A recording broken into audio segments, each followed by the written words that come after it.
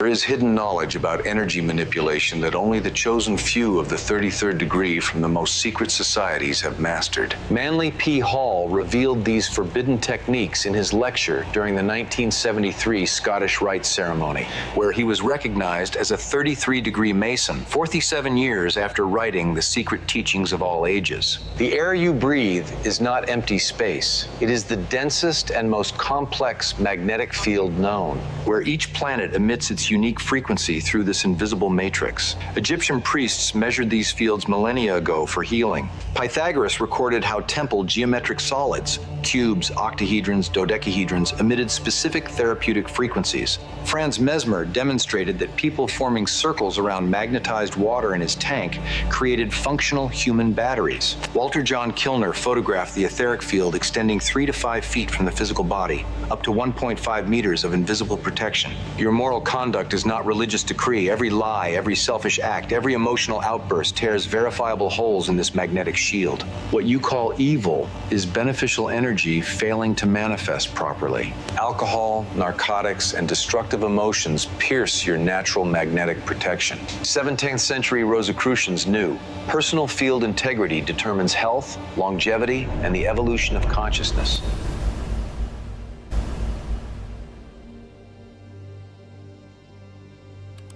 There exists a knowledge about the manipulation of vital energy that only initiates of the 33rd degree of the most ancient orders possess complete access to.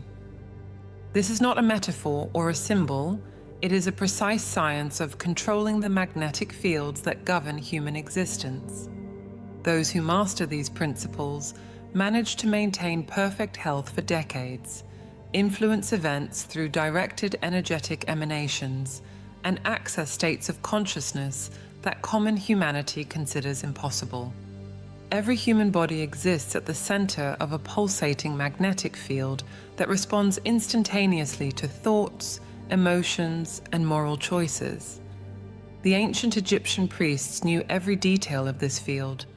They knew how to strengthen it, how to direct it, and how to use it to heal or to destroy. This knowledge was considered too dangerous for the masses. For millennia, it remained guarded in sealed chambers beneath the pyramids, transmitted only through initiations that required decades of preparation. What humanity calls evil simply represents the absence or distortion of the benevolent energy trying to manifest itself. When the personal magnetic field maintains its natural integrity, destructive thoughts cannot form themselves in consciousness.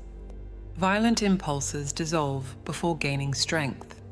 Envy, hatred, and greed, all of these forces arise only when the protective magnetic shield has been compromised by violations of the universal energetic laws.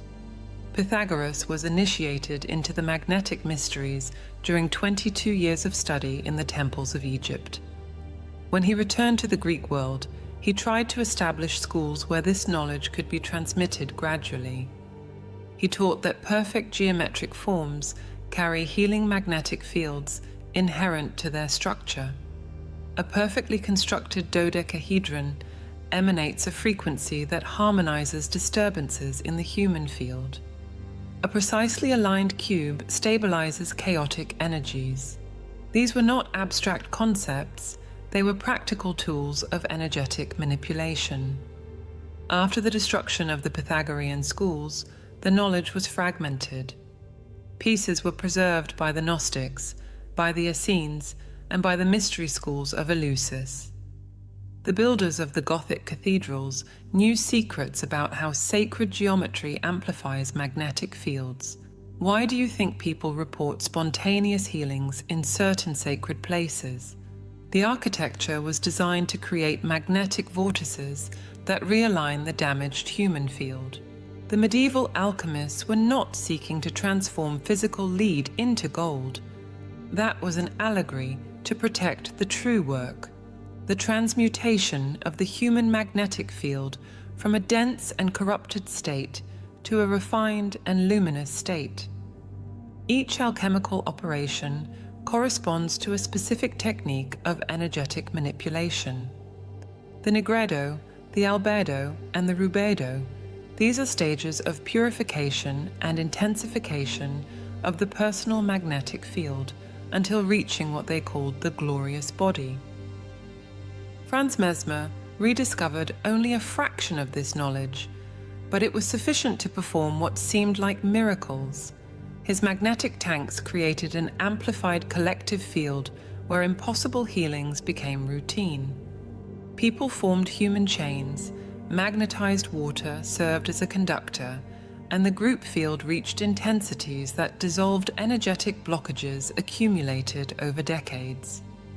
The medical elite of the time panicked.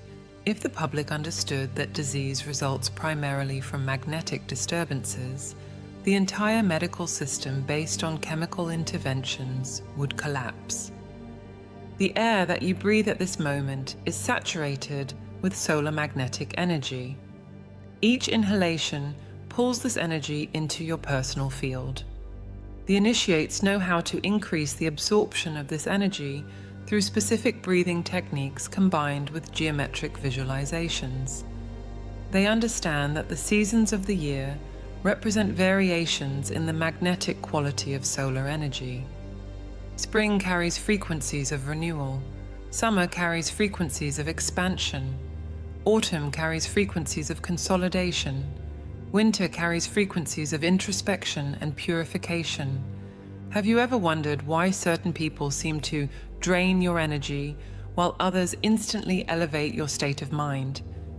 The human magnetic field extends between 3 and 5 meters beyond the physical body. When two fields meet, an automatic energetic exchange occurs. Integral and harmonious fields induce harmony in nearby fields. Corrupted and chaotic fields attempt to drain energy from more organized fields. The initiates learn to seal their fields, to create impenetrable magnetic barriers, and to consciously direct their emanations. The orders that preserve this complete knowledge have operated in the shadows for centuries. 33rd degree Masons study texts about magnetism that the public will never see. Certain Rosicrucian lineages maintain practices of magnetic manipulation transmitted orally since the Middle Ages. Even more secret groups, whose names cannot be mentioned, guard the final keys to complete mastery of the human magnetic field. The question you should be asking is not whether this is true, but why this knowledge has been so carefully hidden. The answer is simple and disturbing. A humanity conscious of its inherent magnetic power could not be controlled. People who understand how to strengthen and direct their magnetic fields become immune to manipulation. They do not become ill easily. They do not age at the normal rate. They develop capacities that defy the accepted limitations of the human condition. This is exactly why this knowledge remains restricted to the highest degrees of initiatic orders, while common humanity continues ignorant of its true energetic potential. Magnetism, considered in ancient traditions as a sacred science, was associated from early times with Egypt and Greece. Authors like Manly P. Hall mention that, in these contexts, it was understood primarily as a healing resource, and that Pythagoras would have inherited this knowledge. Hieratic texts mention the Neteru, deities of ancient Egypt, associated with the transmission of sacred knowledge to the first initiates. In later esoteric traditions, this teaching was related to the concept of Sekham, symbolically understood as the vital force that animates matter. Over time, part of this knowledge was forgotten and taken up again in different traditions, such as among Arabs, Rosicrucians, and alchemists.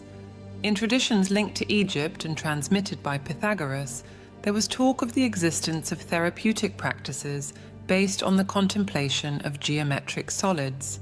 Cubes, octahedrons, and other perfect forms were placed on pedestals for the sick to observe them, believing that their symmetry transmitted order and harmony to the human magnetic field.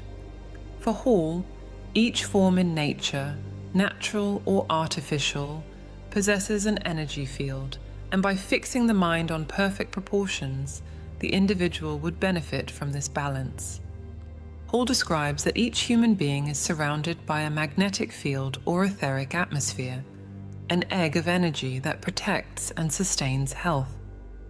This field is fed by solar currents that enter through the top of the head, travel through the body, and are released again through the lower centers.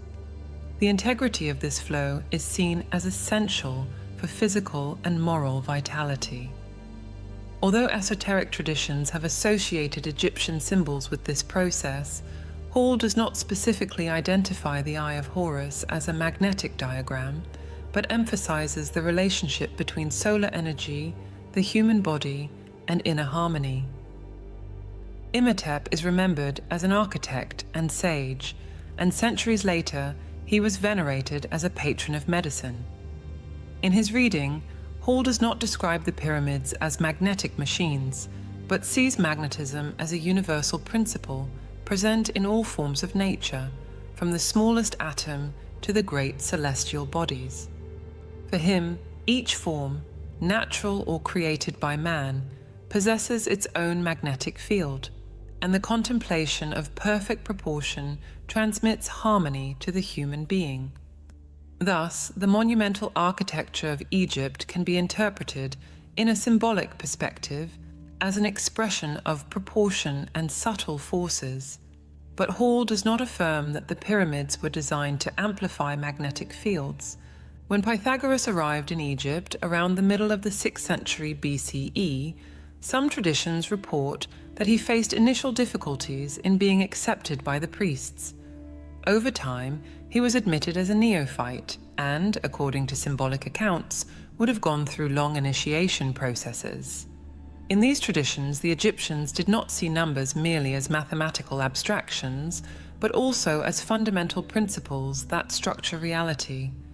It was said, for example, that the number 3 vibrated differently from 5, and that 7 possessed a singular quality. Numerical combinations were interpreted as capable of generating harmonic or dissonant fields.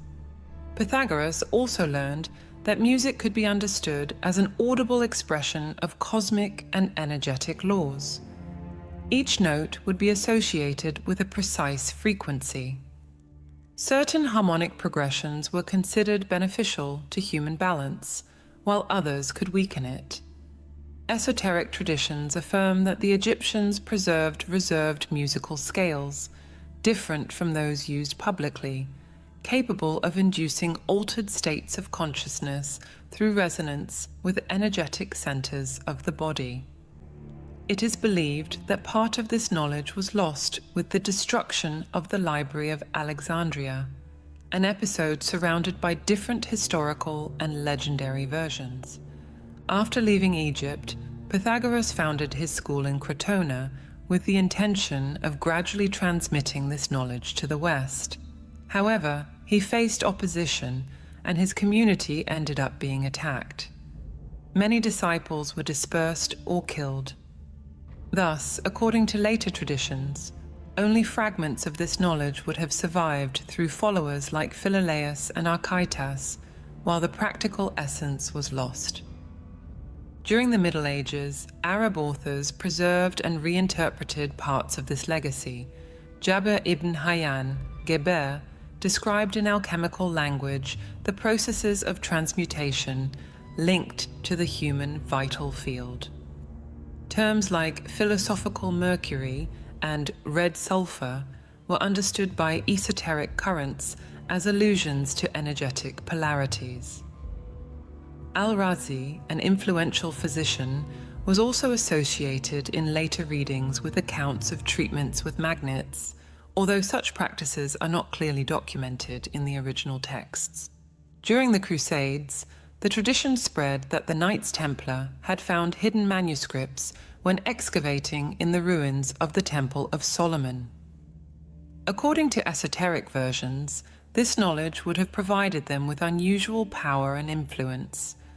The persecution ordered by Philip IV in 1307, which led to the arrest and execution of Jacques de Molay, is interpreted by some symbolic narratives, not only as a political or financial matter, but also as an attempt to prevent the disclosure of knowledge considered secret. In the Renaissance, this symbolic thread resurfaced in initiatic societies. The figure of Christian Rosenkreuz, real or allegorical, came to represent the recomposition of dispersed fragments of knowledge. In the Rosicrucian manifestos, there is talk of a universal medicine capable of restoring and prolonging life.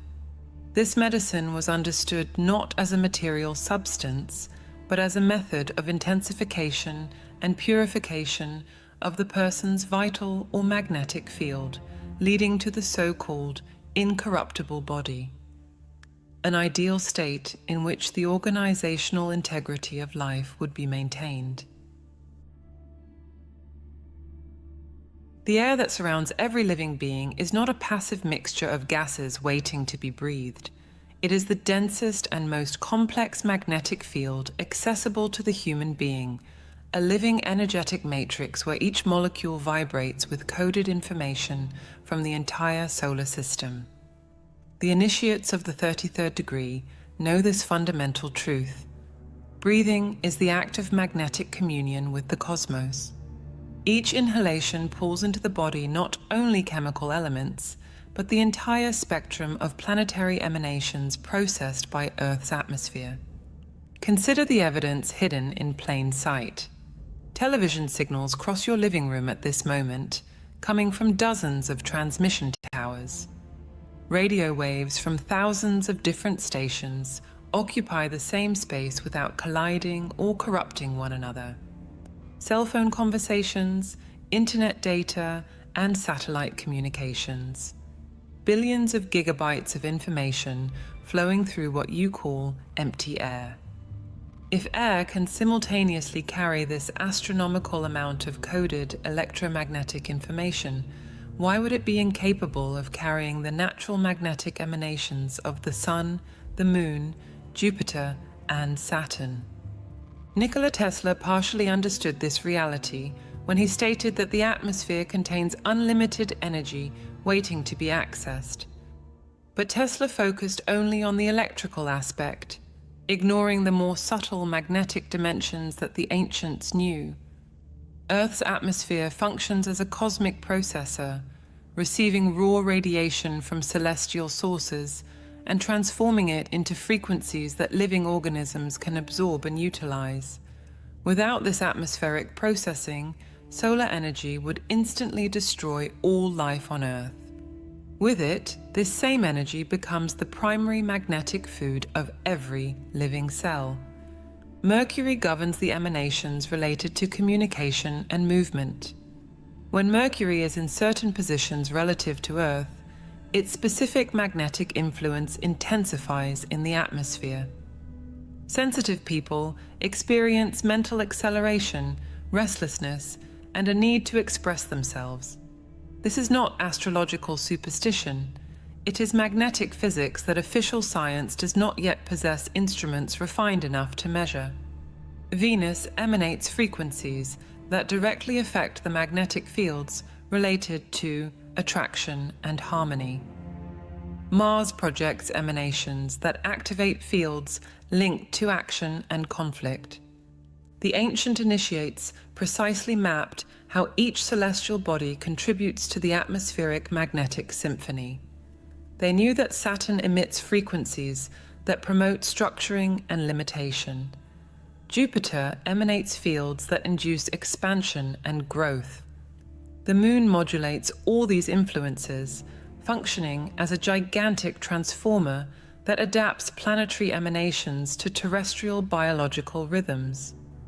The lunar phases do not affect only the tides. They modify the density and magnetic quality of the atmosphere in ways that directly impact human, animal, and plant behavior. The seasons of the year reveal another aspect of this hidden reality. Spring does not happen because Earth tilts toward the sun. That is only the superficial mechanics. Spring manifests when the magnetic quality of solar radiation changes to frequencies that activate growth and renewal. The air literally carries magnetic instructions that tell each seed when to germinate, each tree when to sprout, and each animal when to mate. Winter occurs when these frequencies change to patterns that induce dormancy and conservation. Plants demonstrate this truth daily. They do not possess a nervous system, but they respond instantaneously to changes in the atmospheric magnetic field. Sunflowers track the sun not through simple phototropism, but because they follow the solar magnetic gradient through the atmosphere. Trees communicate through magnetic emanations carried by the air, alerting the entire forest about pests or diseases before the attack spreads. What biologists call volatile compounds are actually modulations of the local atmospheric magnetic field. When you breathe, you are not just exchanging oxygen for carbon dioxide. You are literally downloading cosmic magnetic programming into your personal field. Take a deep breath now. At this moment, energy that left the sun 8 minutes ago is entering your body, already processed and coded by Earth's magnetosphere, by the ionosphere, by the stratosphere, until it reaches you in a form that your cells can interpret and utilize. Exhale. You have just returned to the atmospheric field, your own magnetic signature, which now mixes with billions of others, creating the collective field that we all share. The Taoist masters called this breathing the chi of heaven and earth. The yogis spoke of prana permeating the air. The alchemists referred to the spiritus mundi, the spirit of the world dissolved in the atmosphere. All were describing the same reality using different languages.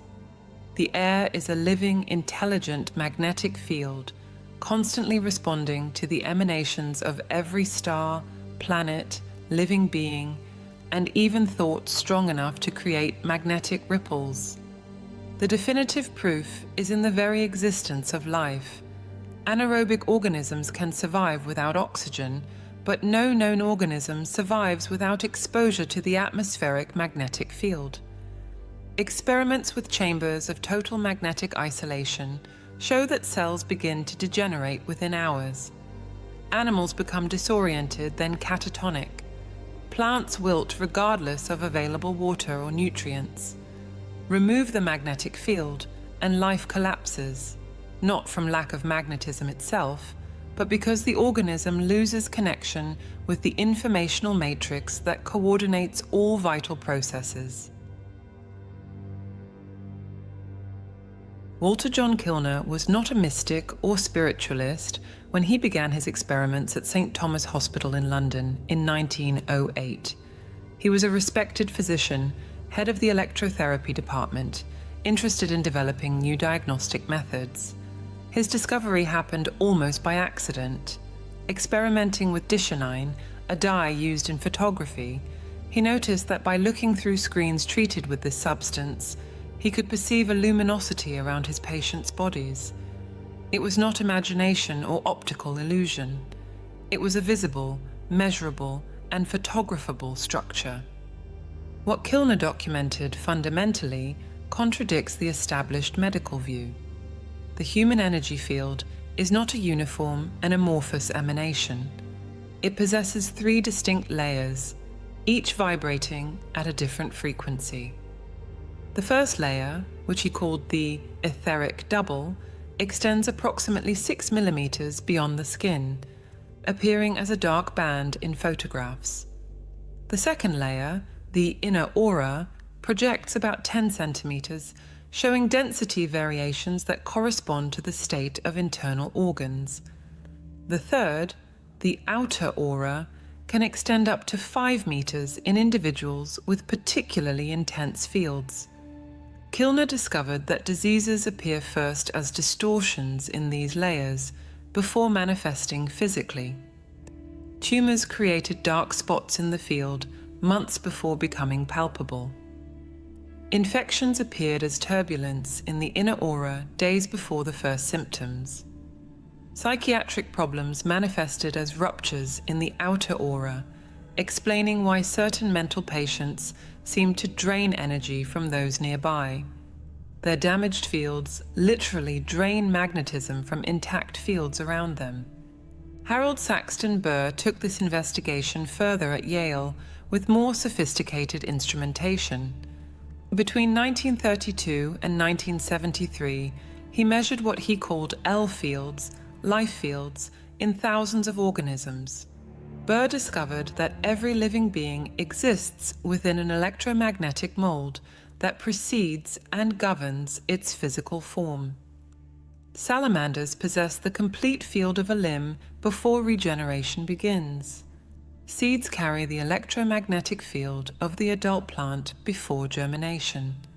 Human embryos present the field of a complete body when they are still just a cluster of undifferentiated cells.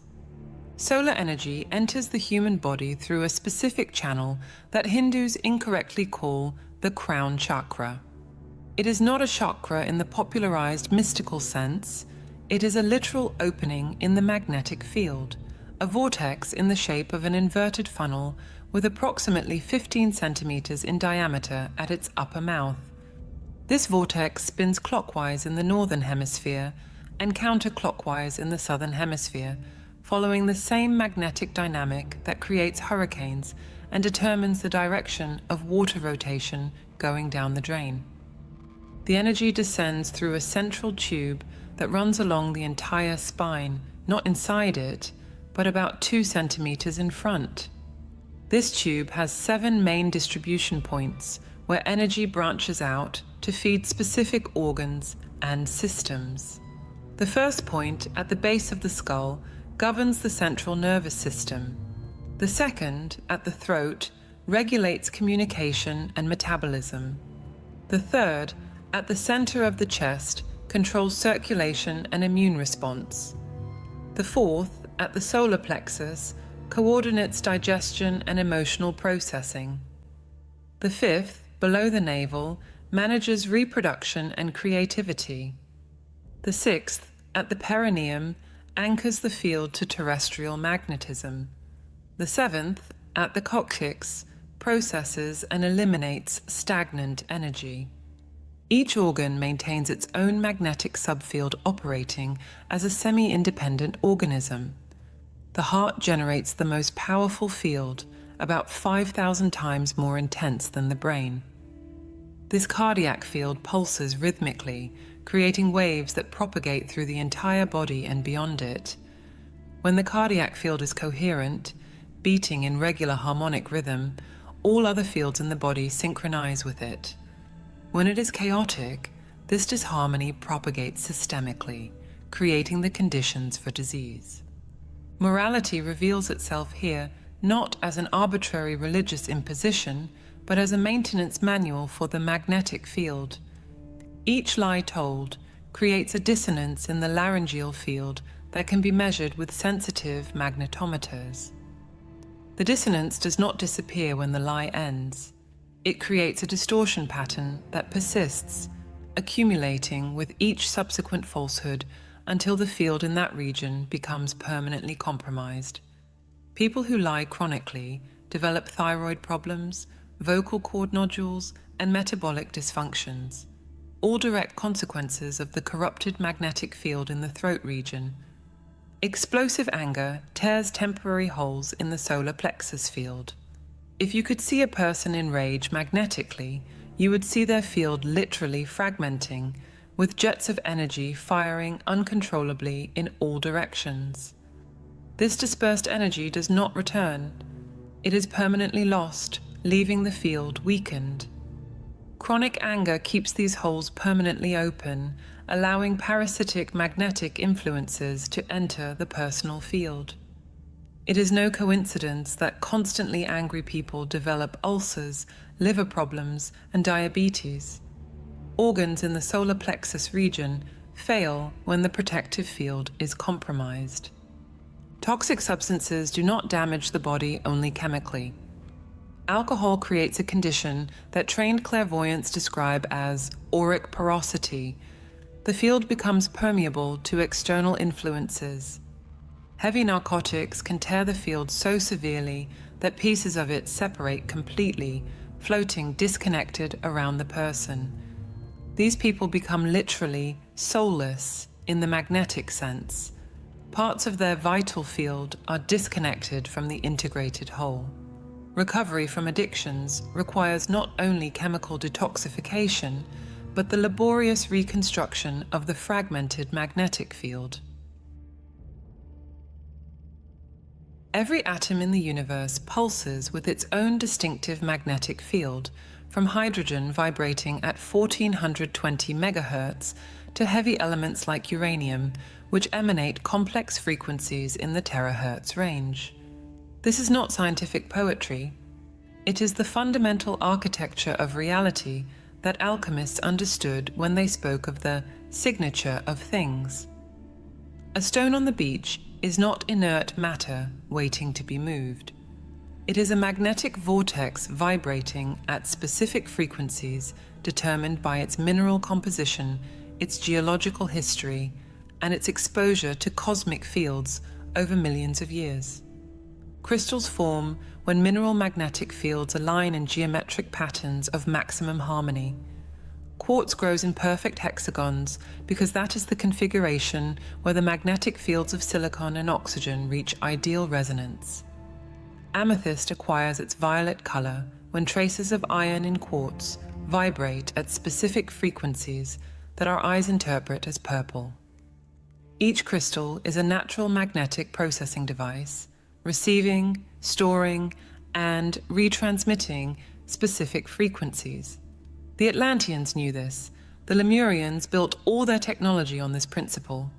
A seemingly simple potato contains billions of microscopic magnetic fields, each cell maintaining its own energetic integrity while participating in the greater magnetic symphony of the tuber. When you cut a potato, you are not just dividing matter, you are rupturing a complex magnetic matrix. The cells on the cut surfaces immediately begin to reorganize their fields, trying to restore the lost integrity. This is why cut potatoes heal their surfaces with a protective layer. They are rebuilding the violated magnetic shield. True nutrition completely transcends the chemical model of calories and nutrients. When you ingest food, you are absorbing its complete magnetic field, including all the energetic information that food accumulated during its growth. An apple grown in rich soil, under full sun, without pesticides, carries an intact and complex magnetic field.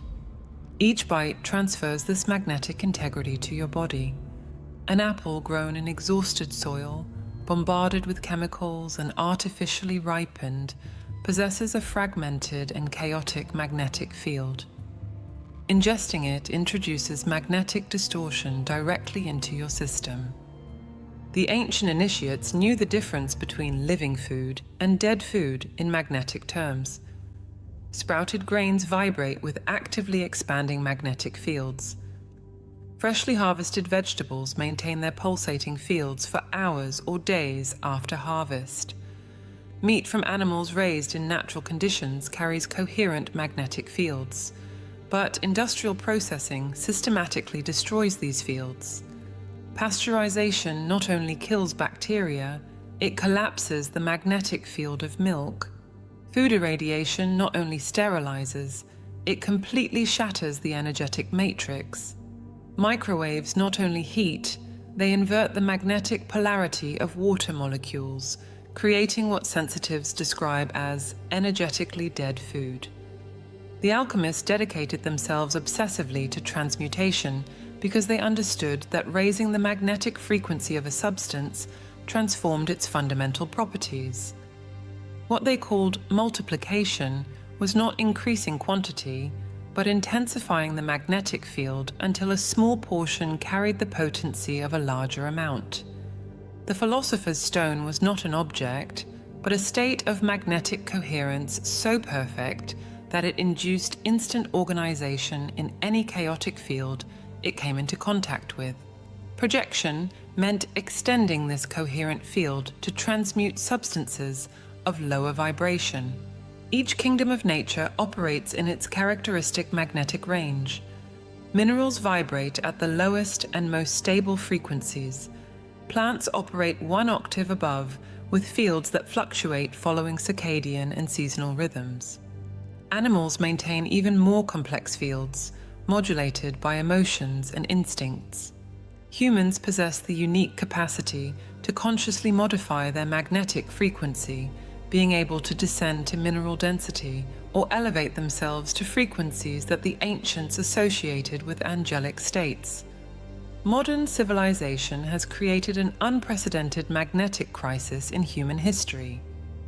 Every electronic device generates an artificial electromagnetic field that interferes with natural biological fields. Wi-Fi operates at 2.4 gigahertz, exactly the frequency that agitates water molecules, the same frequency used in microwave ovens.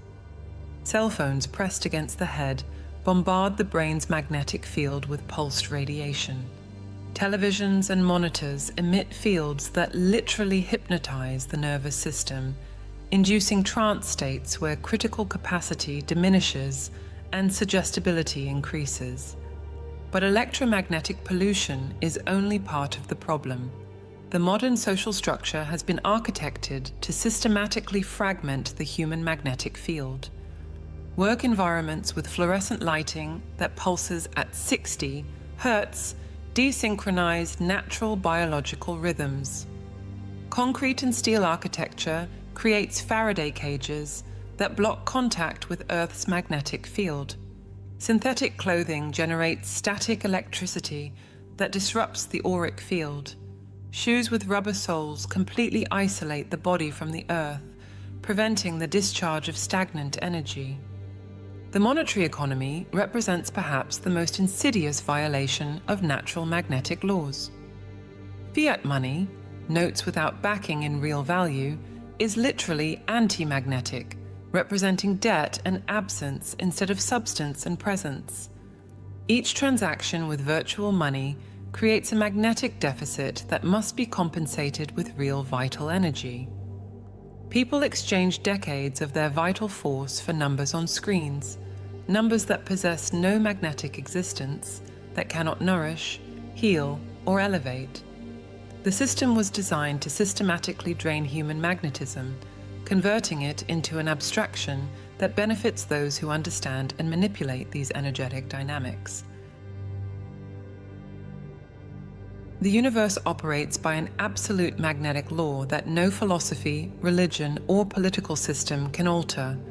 Intact fields naturally harmonize, and corrupted fields inevitably generate conflict. This is not a moral or spiritual truth, it is pure magnetic mechanics. When two coherent magnetic fields meet, they enter into constructive resonance, mutually amplifying their organization and potency. When fragmented or distorted fields interact, they create patterns of destructive interference that further degrade both fields. Every war, every conflict, and every collective mental illness results from this fundamental magnetic incompatibility. World peace will not come through treaties, agreements, or political changes. It will come only when a critical mass of human beings restores the integrity of their personal magnetic fields. A single individual with a perfectly coherent field magnetically affects hundreds of people around them. 10 people with aligned fields create a magnetic vortex that can harmonize an entire community. 1,000 people maintaining simultaneous magnetic integrity generate a field capable of dissolving patterns of violence in an entire city. The initiates have always known this. This is why monasteries and temples were strategically positioned, not for spiritual isolation, but to create magnetic nodes of planetary harmonization. Human evolution has never been about developing more sophisticated technology or accumulating more intellectual knowledge. Evolution means exclusively the progressive refinement of the personal magnetic field through conscious choices aligned with universal energetic laws. Each act of integrity, each truth told when lying would be easier. Each gesture of generosity when selfishness would be more profitable. Each moment of courage when fear paralyzes permanently strengthens the magnetic field. These fortifications are cumulative and transferable. The magnetic field you build in this existence becomes the starting point of the next. Those who systematically violate magnetic laws are not punished by some vengeful deity. They simply reap the automatic consequences of their degraded fields: disease, isolation, paranoia, and inability to experience elevated states of consciousness. What religions call hell is simply existing with a magnetic field so fragmented that only frequencies of suffering can penetrate it. What they call heaven is possessing a field so refined that it resonates only with frequencies of ecstasy and direct knowledge. The hidden controllers who manipulate civilization know these laws perfectly. They maintain their own fields through specific rituals, sacred geometries in their residences, and energetically intact food that the public does not even know exists. Simultaneously, they promote everything that fragments the magnetic field of the masses: entertainment that glorifies violence, denatured food, architecture that blocks natural energies, educational systems that suppress energetic knowledge, and medicine that treats symptoms while ignoring magnetic causes. But there exists a fundamental vulnerability in the control system. Anyone can immediately begin to rebuild their magnetic field, and once this process initiates with sincerity, it becomes exponentially self-reinforcing. First comes the perception that something is profoundly wrong with the presented reality. Then, the search for suppressed knowledge. Then, the first experiments with magnetic strengthening practices. Finally, the direct experience of states of consciousness that unequivocally confirm the magnetic nature of existence. You who have arrived here are not reading these words by accident. Magnetic fields attract through resonance. If this information resonates, it is because your field already vibrates partially at these frequencies, seeking confirmation and amplification. The question now is not whether you believe. It is whether you are willing to act on what your magnetic field already recognizes as truth. The path begins with the understanding that you are not a physical body that possesses an energy field. You are a complex magnetic field that temporarily organizes matter into human form. Each thought you allow, each emotion you cultivate, and each action you execute instantly modifies this field. There is no private thought. All mental content propagates magnetically, affecting fields around it. There is no isolated action. Each gesture creates ripples in the collective magnetic field that eventually return to the emitter amplified. Meditation emerges here not as an optional spiritual practice, but as a fundamental technology for the maintenance and amplification of the personal magnetic field. During deep meditative states, the human magnetic field synchronizes with the Schumann resonance, Earth's fundamental frequency, at 7.83 Hz. In this synchronization, an automatic reorganization of accumulated distortions occurs. Chaotic patterns dissolve. Breaches in the field begin to seal. Communication with intelligences that operate at higher frequencies becomes possible. All change begins with the understanding of your role as co-creator, and the only way to connect with this divine intelligence is through meditation.